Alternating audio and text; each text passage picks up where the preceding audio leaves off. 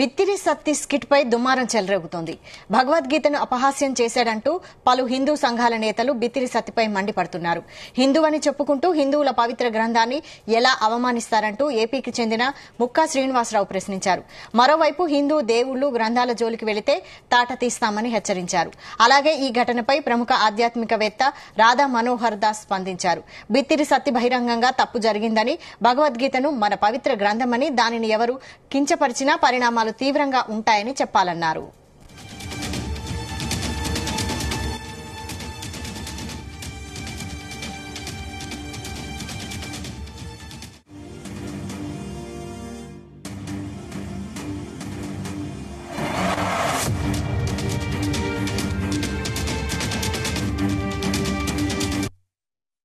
మీ అందరికీ తెలుసు, బిత్తిరి సత్య అనే ఒక పర్సన్ ఉన్నారు. సినిమాల్లో, ఇంటర్వ్యూలో మనం చూస్తుంటాం.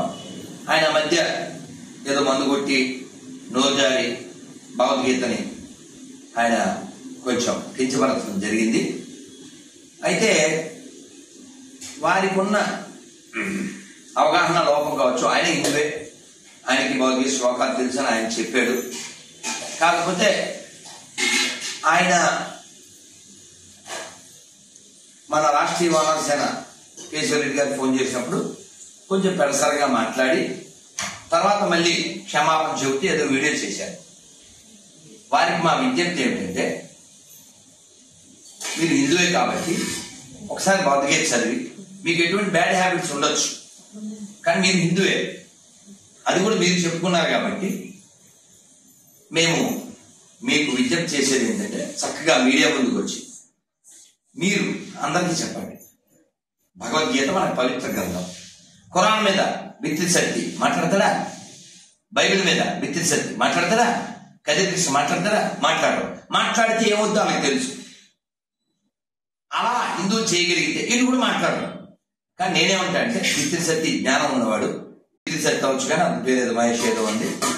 సో కాబట్టి వారు బహిరంగంగా చక్కగా ప్రెస్కొచ్చి, హిందువులారా మనమంతా హిందువులం, మనమంతా బంధువులం, భగవద్గీత ఎవడు కామెడీ చేసినా నాతో సహా ఊరుకోవద్దు అని పౌరుషంగా, తెలంగాణ పౌరుషంతో చెప్తారని ఆశిస్తున్నాను.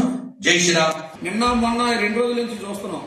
వాడు బిత్తిరి సత్యం, అత్తిరి సత్యం, హిందూ మతాన్ని భగవద్గీతని కించపరిచి ఇష్టం మాట్లాడుతుంటారు. ప్రతి ఒక్కడికి కలిసి అయిపోయింది. హిందూ మతం అన్నా, భగవద్గీత అయినా, ఇది ఈ దేశంలో పుట్టి, ఈ తిండి తిని, ఈ భూమి మీద ఉంటూ, ఈ నీళ్లు తాగుతూ, ఈ గాలి పీరుస్తూ ప్రతి ఓడు హిందూజుల మీద ఎటకారం.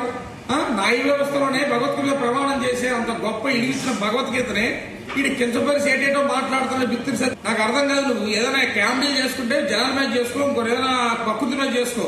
అంతేగాని భగవద్గీత జోలికి కానీ హిందూ జోలికి వస్తే చాలా సీరియస్ ఉంటుంది. ఖబర్దార్. నువ్వు తెలంగాణలో కదా ఎక్కడ దాగున్నా ఈడ్ సీట్స్ తో ఏమనుకున్నా భూమి మీద ఉండాలనుందా లేదా?